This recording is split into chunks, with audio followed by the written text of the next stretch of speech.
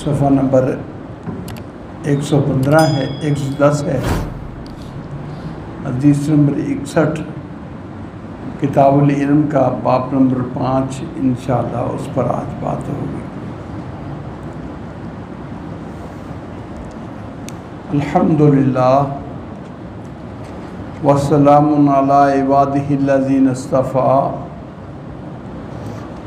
اشہد ان لا الہ الا اللہ وحدہ لا شریک لہ واشہد ان محمدا عبدہ ورسولہ۔ اللہم صلی علی محمد وعلی آل محمد کما صلیت علی ابراہیم وعلی آل ابراہیم انک حمید مجید۔ اللہم بارک علی محمد وعلی آل محمد کما بارکت علی ابراہیم وعلی آل ابراہیم انک حمید مجید۔ باب قول النبی صلی اللہ علیہ وسلم رب مبلغ اوعى من سامع۔ یہ آج ہمارا موضوع ہے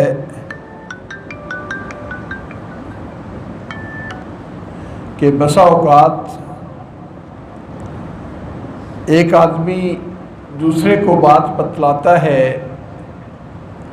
جس کو بات بتلائی جاتی ہے وہ بتلانے والے سے زیادہ اس سے فائدہ حاصل کر لیتا ہے، شاگرد استاد سے زیادہ اس سے فائدہ حاصل کر لیتا ہے، اسے زیادہ فوائد حاصل کرتا ہے۔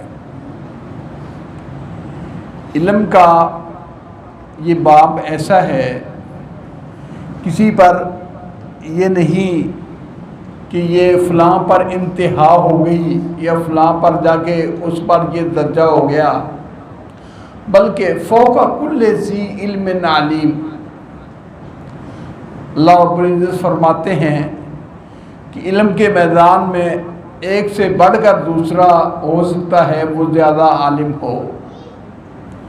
ہر پڑھے لکھے سے، ہر علم والے سے اوپر علم والا موجود ہے، بڑا علم والا موجود ہے۔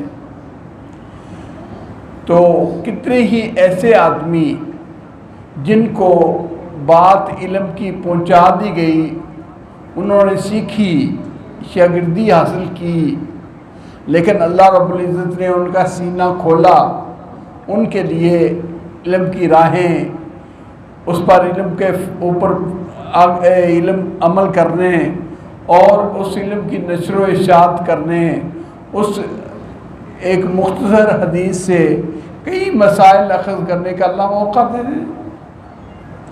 اس لیے اس میں بخل نہیں کرنا چاہیے، اور اس میں چھوٹے بڑے کی یہ بھی نہیں کہ نہیں جی درجہ بندی ہے، وہ بڑا آدمی ہے، اس سے اوپر تو کوئی جا ہی نہیں سکتا۔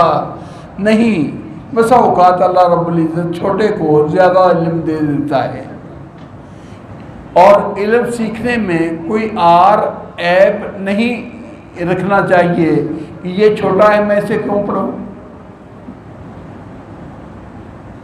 اس لیے یہ حدیث لا کر صاحب کتاب نے یہ علم کے بارے میں کئی چیزوں کی طرف اشارہ کیا ہے۔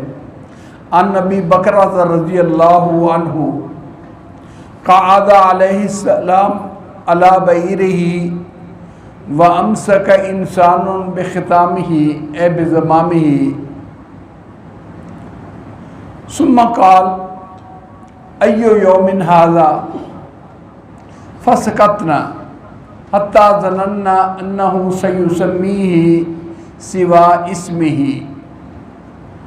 قال الیس یوم النحر قلنا بلی قال فأی شہر ھذا فسکتنا حتی ظننا انہ سیسمیہ بغیر اسمہ فقال الیس ذی الحجہ بذی الحجہ قلنا بلی قال فإن دماءکم واموالکم وآراضکم بینکم حرام کحرمتکم कहुरमति यौमिकुम हाज़ा फ़ी शहरिकुम हाज़ा फ़ी बलदिकुम हाज़ा लियुबल्लिग अश-शाहिदुल गाइबा फ़इन्न शाहिदा असा अन युबल्लिगा मन हुवा अव्वलहु मिन्हु। हज़रत अबू बकर रज़ी अल्लाह ताला अन्हु, इनका तज़किरा पीछे भी गुज़रा है। ये ताइफ के किले से नीचे उतरे थे नौजवानों के साथ, जो वहाँ से कुफर वालों से भागकर ईमान में आ गए, ईमान वालों के साथ मिल गए। अल्लाह ने इनको भी उनमें शामिल किया है। ये हज़रत अबू बकर रज़ी अल्लाह ताला अन्हु, इनका नाम नुफ़ै है। इनकी बाप का नाम वो हारिस बिन कल्दा, जो मशहूर हकीम है, ताइफ का एक हकीम था हारिस बिन कल्दा, वो इसका बाप है। लेकिन ये आदमी जब ताइफ के किले से भाग के निकला तो वहाँ से पकड़ा गया, तो मुसलमानों की गनीमत में, मुसलमानों के कैदियों में आया। रसूलुल्लाह सल्लल्लाहु अलैहि वसल्लम ने उन तमाम कैदियों को आज़ाद कर दिया। ये उस आज़ादी पर इतना फ़ख्र करते थे कि अपना नस्ब बयान करने की बजाय ये कहना कि मैं अल्लाह के रसूल का मौला हूँ, हुजूर का खादिम हूँ, ये अपने लिए ज़्यादा शर्फ वाला और कदर वाला समझते थे। कोई इनसे पूछता कि तुम्हारा नस्ब ख़ानदान क्या है, नाम बता देते, कहते आना मौला रसूलुल्लाह सल्लल्लाहु अलैहि वसल्लम, मैं तो अल्लाह के नबी का मौला हूँ। हालांकि अल्लाह के नबी सल्लल्लाहु अलैहि वसल्लम ने इन्हें आज़ाद कर दिया था, लेकिन आपसे निस्बत जोड़ने में ये इतना फ़ख्र महसूस करते थे, इज़्ज़त से बताते थे कि मैं अल्लाह के नबी का मौला हूँ। बयान करते हैं, और ये किस्सा हज का किस्सा है कि आप सल्लल्लाहु अलैहि वसल्लम ऊँट के ऊपर बैठे, सवारी पर सवार हुए।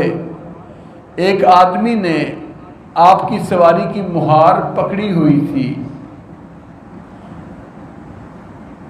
आप सल्लल्लाहु अलैहि वसल्लम ने शागिर्दों को, साथियों को, मुसलमानों को मुखातब किया, अय्यो यौमिकुम हाज़ा, ये आज जिस दिन में हम खड़े हैं, ये दिन कौन सा दिन है? तो साथी चुप हो गए, फसकतना, हम चुप हो गए, और हमने ये समझा शायद अल्लाह के नबी सल्लल्लाहु अलैहि वसल्लम इस दिन का नाम कोई नया रखना चाहते हैं, इसलिए अदब एहतराम से हम खामोश हो गए। आपने फरमाया अलैसा यौमुन नहर, ये कुर्बानी वाला दिन 10 ज़िलहिज्जा वाला दिन नहीं है? कुल ना बला, हमने कहा क्यों नहीं, ये यौमुन नहर है, यानी अरफा से अगला दिन 10 ज़िलहिज्जा का दिन, जिस दिन रमिय जमार किया जाता है, कुर्बानियाँ ज़िबा की जाती हैं, ये वो यौमुन नहर है। आपने दूसरा सवाल किया फ़अय्यु शहरिन हाज़ा, ये महीना कौन सा महीना है? फसकतना, हम खामोश रहे। इस एतबार से शायद अल्लाह के नबी इसका नाम कोई नया रखें, सयुसम्मी है बगैर इसमी ही, अल्लाह के नबी सल्लल्लाहु अलैहि वसल्लम शायद इस महीने का नाम कोई और रखें। आपने फरमाया अलैसा बिज़िलहज्जा, ये महीना ज़िलहज्जा का महीना नहीं है? कुल ना बला, हमने कहा क्यों नहीं या रसूलल्लाह, ये महीना ज़िलहज्जा का है और तारीख़ आज 10 तारीख़ कुर्बानी वाला दिन यौमुन नहर है। ये पूछने के बाद आपने फरमाया इन्ना दिमाअकुम व अमवालकुम व आराज़कुम हरामुन का हुर्मति यौमिकुम हाज़ा फ़ी शहरिकुम हाज़ा फ़ी बलदिकुम हाज़ा, तुम्हारे माल, तुम्हारी जानें تمہاری عزتیں، یہ تینوں اس طرح قابل احترام ہیں، حرمت والی ہیں، جس طرح آج کا دن، حج کا دن حرمت والا ہے، حج کا مہینہ حرمت والا ہے، مکہ شہر حرمت والا ہے، اسی طرح یہ چیزیں بھی حرمت والی ہیں۔ جس طرح حرمت والے مہینے میں کسی طرح کی لڑائی جھگڑا کرنا جائز نہیں، کسی پر زیادتی کرنی جائز نہیں، اسی طرح حرمت والے مہینے میں اسی طرح حج والے دن میں لوگ ان کا بڑا احترام کرتے تھے، یہ دن بڑا مبارک ہے، بڑا اچھا ہے۔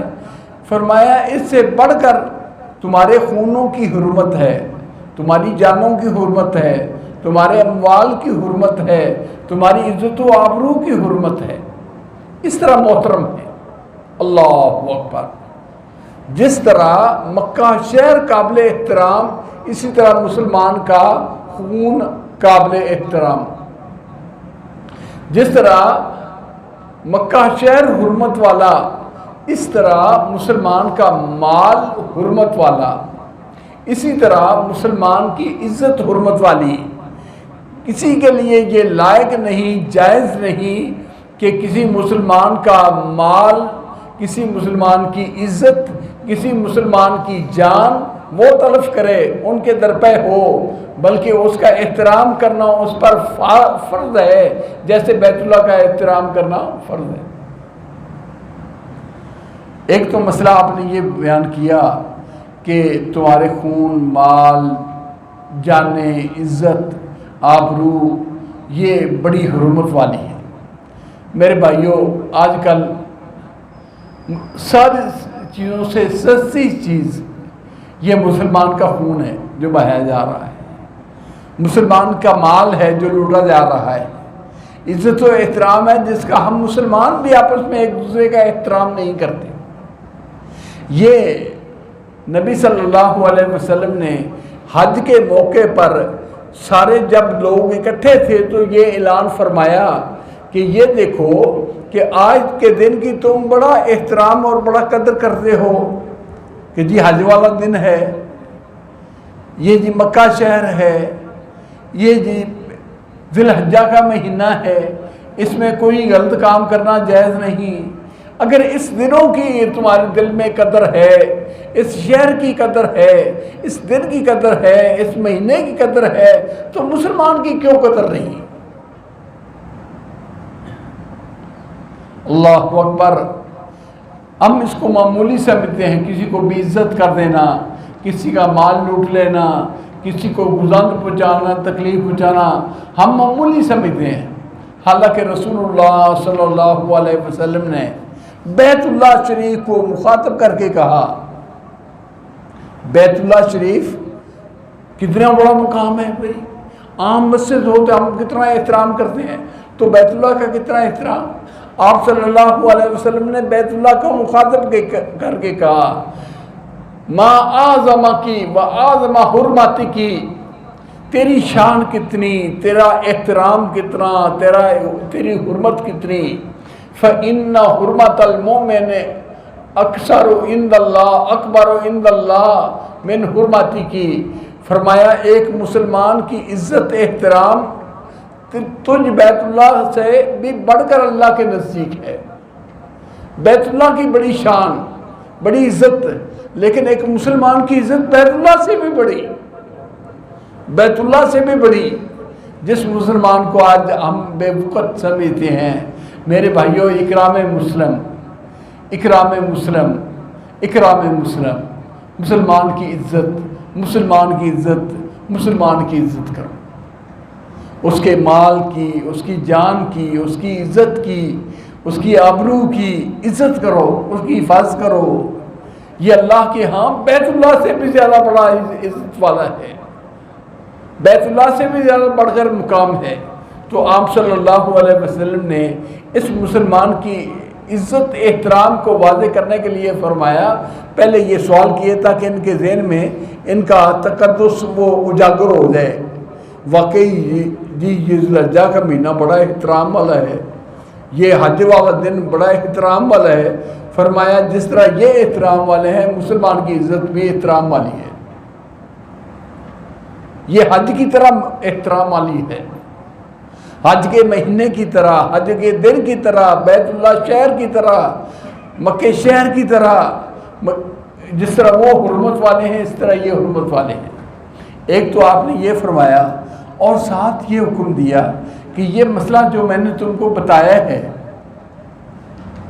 مسلمان کی عزت و احترام، فَلْيُبَلِّغْ الشَّاهِدُ الْغَائِبَ، یہ میرا پیغام جو یہاں موجود ہیں وہ لے کر ان تک پہنچا دیں جو یہاں موجود نہیں، جو غائب ہیں یہاں سے ان کو یہ بات پہنچا دیں.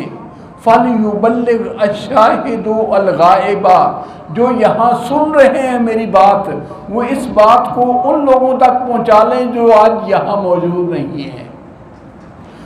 اس سال بھی اس کے بعد بھی جیسے ہم ہیں اس وقت موجود نہیں تھے. نبی اکرم صلی اللہ علیہ وسلم نے اپنے اصحاب کو حکم دیا کہ یہ مسئلہ، یہ پیغام میرا پہنچا دینا جو یہاں موجود نہیں یا جو اب نسلیں موجود نہیں ان تک میرا پیغام پہنچا دینا.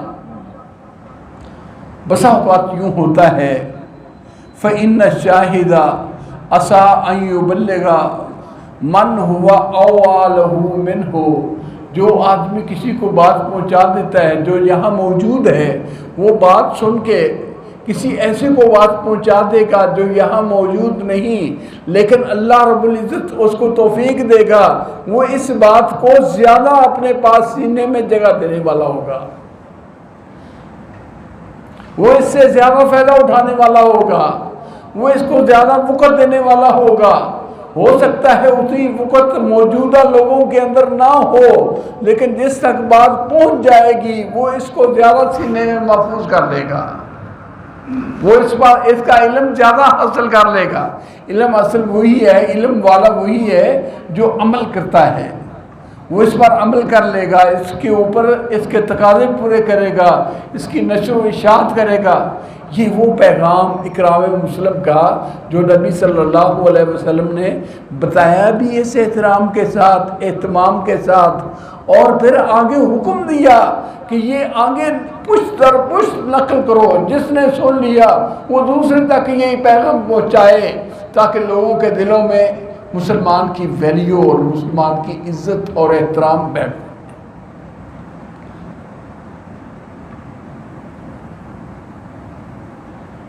جہاں علم کا ایک باب یہ ہمیں پتہ چلا کہ بسا اوقات شاگرد اپنے استاد سے زیادہ حافظ عالم ہو سکتا ہے، شاگرد آگے بڑھ جاتا ہے بسا اوقات، ٹھیک ہے، لیکن ساتھ یہ بھی کہ مسئلہ کون سا ہے جس کو پشت در پشت نقل کرنے کے بارے میں اللہ کے نبی صلی اللہ علیہ وسلم مسئلہ بتا رہے ہیں اور مسئلے کو آگے دوسری جگہ پر منتقل کرنا بتا رہے ہیں. وہ ہے اکرام مسلم، وہ ہے مسلمان کا احترام. میرے بھائیوں یہ چھوٹا عمل نہیں، بہت بڑا ہے. فرمایا من لم یرحم صغیرنا ولم یوقر کبیرنا ولم یعرف حق عالمنا فلیس منا، جو ہمارے چھوٹے و رحم نہیں کرتا، بڑے کی عزت نہیں کرتا، ہمارے عالم کی عزت نہیں پہچانتا، وہ ہمیں سے ہی نہیں، ہمارے طریقے پر ہے ہی نہیں. اس کا طریقہ، اس کا رویہ ہمارے والا رویہ نہیں، ہمارے والا طریقہ نہیں، وہ کسی اور طریقے پر ہے. ہمارا تو طریقہ ہی یہ ہے چھوٹوں پر رحم کرنا، بڑوں کی عزت کرنا، عالم کا احترام کرنا. ہماری تو گھٹی میں یہ بات شامل ہے، ہمیں تو یہ بات بتائی گئی ہے کہ اس طرح کریں، لیکن آج کل یہ دیکھنے میں آیا یہ ساری چیزیں پامال ہو گئی ہیں.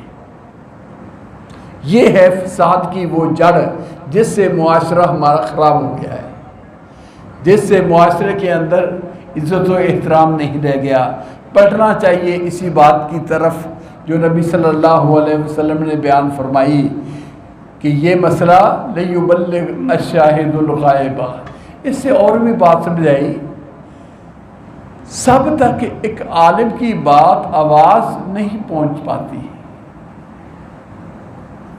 سب پر یعنی سب کو وہ بات سنائے، خود عالم بتائے، یہ بسا اوقات نہیں ہو پاتا۔ تو جنہوں نے بات سن لی ان کے اوپر بھی ذمہ داری ہے، جو دین کی بات سنی ہے سمجھی ہے وہ آگے نشر کریں، آگے پھیلائیں، لوگوں تک پیغام عام ہو۔ یہ دیے سے دیا چلنے والا بات، یہ عمل، یہ ہمارے دین کی برکت ہے۔ کنتم خیر امت اخرجت للناس تامرون بالمعروف وتنہون عن المنکر وتؤمنون باللہ۔ تم بہترین امت ہو۔ کیوں بہترین امت ہو؟ اللہ نے تمہارا انتخاب کیا ہے، تم لوگوں کو نیکی کا رستہ بتاتے ہو، برائی سے روکتے ہو اور خود اللہ پر ایمان لاتے ہو۔ یہ برائی سے روکنا اور نیکی کا حکم دینا یہ نبیوں والا طریقہ ہے، تم اس طریقے پر ہو، اس لیے تم بھی بہترین امت ہو۔ تمام امتوں سے تمہاری شان بڑی، کیونکہ تمہاری ذمہ داری یہ ہے کہ ایک دین کی بات اگر تمہیں سیکھ لی ہے اب دوسرے کو بھی سکھاؤ۔ ایک دین کے بات کا پتہ چل گیا ہے اب دوسرے کو بھی اس کو اس بات سکھاؤ۔ بلکہ ایک اور آج کل ہمیں اپنے گھر میں اہل خانہ کے ساتھ گفتگو ہوتی ہے، ہر کوئی کرتا ہے، دین کی بات بتاتے ہوئے شرم آتی ہے اور دنیا جہان کی بات بازار میں آج یوں ہوا یوں ہوا یوں ہوا سب کچھ کرتا ہے بتا دیتے ہیں۔ حالانکہ ہم نے جو دین کی بات سیکھی ہے، ہماری بیٹیاں، ہمارے بیٹے، بیویاں، بہنیں، مائیں جو یہاں نہیں سن سکی ان کو گھر میں دین کا علم بتانا ہے۔ جس طرح اسلام ہمارے لیے اسی طرح ہمارے اہل خانہ کے لیے۔ اور اگر ہم نے عالم کی موجودگی میں جمعے کے خطبے میں درس میں کوئی مسئلہ سن لیا تو ہماری ذمہ داری ہے کہ ہم اپنے اہل خانہ تک بات پہنچائیں۔ کوئی بات سنی ہے تو وہ وہاں جا کے پہنچائیں۔ اللہ اکبر۔ حضرت ام سلمہ رضی اللہ تعالیٰ عنہ، ان کے خاوند ابو سلمہ، انہوں نے حدیث سنی اللہ کے نبی صلی اللہ علیہ وسلم، جس کسی کو مصیبت آئے اور وہ یہ پڑھے اللہم اجرنی فی مصیبتی واخلف لی خیرا منہا، اللہ رب العزت اس کی مصیبت کی جگہ اس کو بہتر چیز عطا کر دیتے ہیں، جو چیز لی ہوتی ہے اس سے اچھی مل جاتی ہے۔ ابو سلمہ نے جا کے اپنی بیوی کو یہ بات بتائی تھی گھر میں کہ آج میں اللہ کے نبی سے یہ سن کے آیا ہوں کہ یہ دعا یاد کرنی چاہیے، یہ پڑھنی چاہیے۔ اتفاق زندگی کا ابو سلمہ فوت ہو گئے۔ بیوی نے اپنے خاوند سے سنی تھی دعا، فوت ہونے والے سے، ابو سلمہ سے یہ سنی تھی کہ اللہ کے نبی کا یہ فرمان ہے اللہم اجرنی فی مصیبتی واخلف لی خیرا منہا۔ کہنے لگی میں پڑھنا شروع کر دی، یہ دعا میں نے پڑھنی شروع کر دی، خاوند کے بتائے ہوئے تھے، وہ خاوند فوت ہو گیا، اس نے بتایا تھا زندگی میں، اور ساتھ ہی میرے دل میں یہ وسوسے آئے ہیں، ابو سلمہ کمال اخلاق کا بندہ، کمال اچھی صفات والا، مہاجر صحابی، بڑی فضیلت، اس سے بہتر کون ملے گا؟ اس سے بہتر کون ہو سکتا ہے؟ اللہ کے نبی کا فرمان ابو سلمہ نے یہ بتایا تھا، یہ دعا پڑھے اللہ جو لے لیتا ہے اس سے بہتر دے دیتا ہے۔ ابو سلمہ سے بہتر کون ملے گا؟ اگر خاوند مل بھی گیا تو ابو سلمہ وہ تو بہت اونچا مقام ہے۔ کہنے لگی میں نے یقین کر کے دعا پڑھنی شروع کر دی۔ چند دن گزرے، رسول اللہ صلی اللہ علیہ وسلم نے شادی کا پیغام بھیج دیا۔ ابو سلمہ کی جگہ پر اللہ کے نبی مل گئے، اللہ کے نبی صلی اللہ علیہ وسلم نے نکاح کر لی۔ تو یہ بات خاوند نے اللہ کے نبی کی مجلس سے سن کر اپنے گھر جا کے بیوی کو بتائی تھی، بیوی کے آج کام آ گئی۔ اس لیے ہم جو سنتے ہیں ہماری ذمہ داری ہے، ہمارا فریضہ ہے کہ ہم وہ بات اپنے تک محدود نہ رکھیں، کم از کم خیر کی وہ بات اپنے اہل خانہ کو سکھائیں، پڑھائیں، تاکہ اللہ کا دین جو ہمیں سمجھ آیا ہے ان کو بھی سمجھ آ جائے۔ یہ خیر و برکت والی چیز یہ ہے تو اللہ ان کو خیر و برکت عطا فرما دے، اور بسا اوقات ان کا بھلا بھی سننے والے کی نسبت زیادہ ہو جائے، یہی بات۔ اب دیکھو ام سلمہ نے یہ بات سن کے عمل کیا، ابو سلمہ نے جا کے بتایا، ام سلمہ نے اس پر عمل کیا۔ اس کی وفات کے بعد نتیجہ کیا نکلا؟ نتیجہ کیا نکلا کہ رسول اللہ صلی اللہ علیہ وسلم وہ نصیب ہو گئے، وہ مل گئے۔ تو اس حدیث پر عمل جس نے سنی، جس نے اس دعا کو سنا، اس کو فائدہ زیادہ ہو گیا۔ یقیناً جو فائدہ ام سلمہ کو نصیب ہوا شاید ابو سلمہ کو وہ نہ حاصل ہو۔ اس لیے بخل نہیں کرنا چاہیے، دین کی بات دوسروں تک منتقل کرنی چاہیے، یہ ہماری ذمہ داری بھی ہے، اور ہمارے دین کا مزاج بھی یہ ہے کہ ایک دوسرے سے چراغ چلتے ہیں، تو یہ کام کرنا چاہیے۔ اللہ توفیق عطا فرمائے۔ وآخر دعوانا ان الحمد للہ رب العالمین۔